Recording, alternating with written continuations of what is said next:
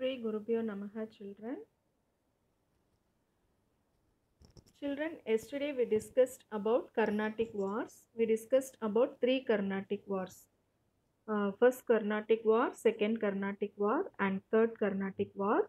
We discussed about the causes and the results, everything. We discussed about various treaties. Okay. And today we are going to discuss about Mysore and its resistance to British expansion. Okay. The state of Mysore actually it was its position is very eminent in the politics of South India. It was ruled by Hyder Ali, and his period was from 1760 to 82. And his son's name was Tipu Sultan, and his period was from 1782 to 99. They played a very important role against the British Empire in India. So both of them faced the English with a lot of courage. So they opposed, they were against the British with courage. So he became the true ruler, strong ruler of Mysore, and he also proved to be the most formidable enemy of the English in India. So Hyder Ali was considered as the foremost enemy of the English people in India. Actually, four Anglo-Mysore wars were there. So first we are going to see what are the, in this flow chart you can see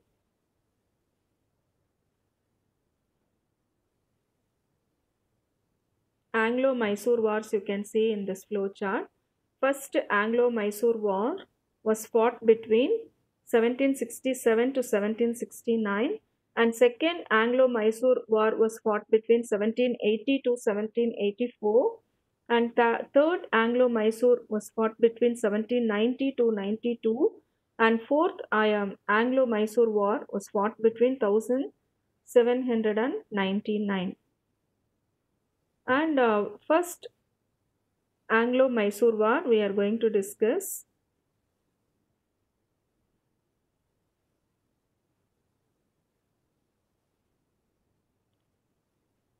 And the causes for this war is actually Hyder Ali's growing power. He was friendly towards French people, and he was growing in his power. His power is becoming very strong. So what this English East India Company hated him. They doesn't like Hyder Ali. So they were against Hyder Ali's growth. So the Marathas, uh, the Nizam, and the English entered into a triple alliance against Hyder Ali. So what happened? The Marathas, the Nizam of Hyderabad, and the British English entered into they formed an alliance between among themselves called triple alliance against Hyder Ali. Now, course. The Nizam, with the help of the British troops under General Joseph Smith, invaded Mysore in 1767. So, Nizam was also one of the part in the Triple Alliance, isn't it? So, with the help of the British troops under the leadership of General Joseph Smith, he invaded Mysore in 1767. So Hyder Ali defeated English and captured Mangalore. So Hyder Ali won the war and he caught Mangalore. So in March, what happened? He attacked Madras and forced the English to sign a treaty on 4th April 1769. So that treaty was called as Treaty of Madras. So at the end of the war, the Treaty of Madras was signed between Hyder Ali and the English with some demands. So both the parties, they according to that treaty, they have to give back the territories that they were annexed, and they also promised that they will help each other in case of any foreign attack. If any other foreign country is going to attack them, they according to that treaty there should be mutual understanding, and they should help each other. Now, the second Anglo Mysore War. Actually, the treaty that was signed, English did not follow the treaty and the terms in that treaty. So, when Hyder's territories were attacked in 1771 by Marathas, Hyder Ali did not get help from the British. So, according to that treaty, they should help each other if any outsider is going to come and attack. But when Hyder was attacked by the Marathas, he did not get help from the Britishers. Instead of that, British captured Mahi. It was the name of a place. It was under the French settlement, but the control was under Hyder's jurisdiction. So British captured that Mahi. So again, Hyder Ali he formed an alliance with Nizam and Marathas. Now, course in 1781, the British general Sir Eyre Cute defeated Hyder Ali at a place called Porto Nova. So, the Mysore forces suffered another defeat at Sholingar. So, British general under Sir Eyre Cute he defeated Hyder Ali in a place called Porto Nova, and also Mysore forces faced was defeated in Solingar also. In that case, Hyder Ali he suffered from cancer, and because of it, he died during the course of the war. So, after the death of Hyder, his son Tipu Sultan continued the war against the English. So, what Tipu did know, Tipu captured Brigadier Matthews. He was the supreme commander of the British forces during that time, and along with him, some soldiers. So, he arrested Brigadier Matthews, the commander, and some soldiers in 1783, but in future it became a big loss for Tipu. Treaty of Mangalore. So on 7th March 1784, a Treaty of Mangalore was signed between the two parties. Both agreed to return the conquered territories and also the prisoners of war. So they agreed that they will give back the territories annexed by them, and also the prisoners will be released. During that time, Warren Hastings he was saving the newly established British parts. Actually, this Marathas and Hyder Ali they were very powerful.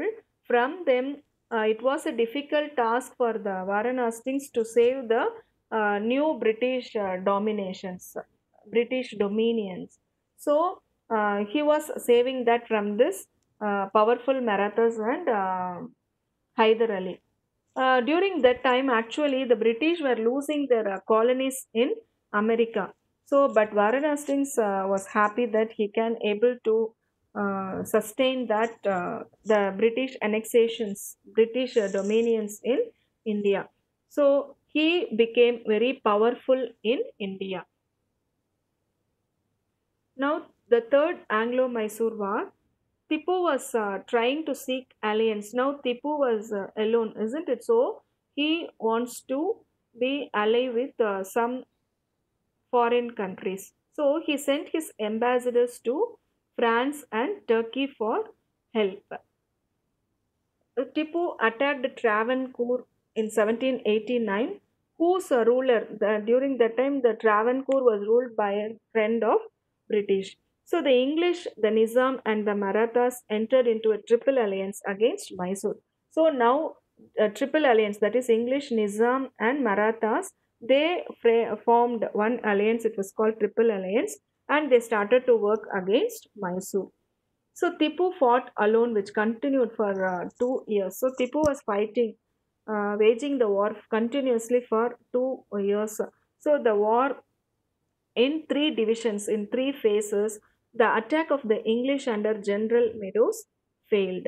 So the attack was failed, and the general who leaded that attack was Meadows. It failed. So in December 1790, what can happen? Cornwallis he took over the power over the British army, and he captured all the hill forts because he wants to move forward. His aim was to capture Srirangapatnam, isn't it? So in between, he had some obstacles, that is hill forts. So he started to capture all the hill forts and he reached near the Srirangapatnam fort. Tipu felt desperate and opened negotiations. So now there is no way for Tipu, so he surrendered and he was ready to speak with English. So Cornwallis also agreed, and a treaty was signed called Srirangapatnam, and it was concluded in 1792. Treaty of Srirangapatnam, according to this, Tipu has to surrender half of his kingdom to the allies, and also he has to pay 3.6 crores of rupees to the English for the losses in the war, and he surrendered two of his sons as hostages to the English.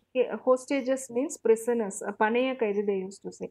So his sons were given as his hostages to the English. So the in this during this period, the English acquired Malabar, Coorg, Dindigul, and Baramhal, that is Coimbatore and Salem. These places came under the control of the English.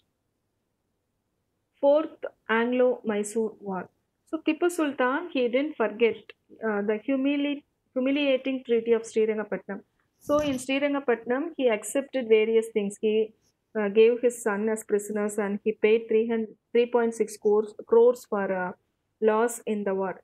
Everything, isn't it? So that was going in the mind of Tipu Sultan. So the treaty was signed by Cornwallis. So this was going in his mind.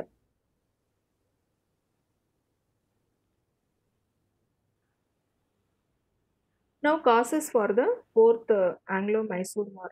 Now, Tipu was in alliance with foreign powers against the English and sent ambassadors. In third Anglo-Mysore war also he sent, isn't it? In the same way, the fourth war also he sent.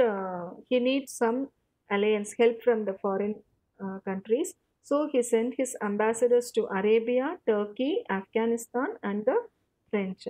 Already Tipu was friendly with Napoleon, who invaded Egypt at that time. So he was friendly with Napoleon also. The French officers came to Srirangapatnam, where they founded a Jacobin club and planted the tree of liberty. Jacobin club is nothing but it is a club. It was started by the French people to show their political power with the help of Tipu Sultan. And also they planted the tree of liberty and announced themselves as citizens of Tipu. Now, of course, Wellesley declared war against Tipu in 1799. The war was very short and decisive. It was considered as very important. As planned, the Bombay army under General Stuart invaded Mysore from the west. So, as they planned, they invaded. They at last they conquered Mysore from the west. So, the Madras army was led by Governor General's brother Arthur Wellesley. And what he did know, he compelled Tipu to go back to his capital, that was Srirangapatnam.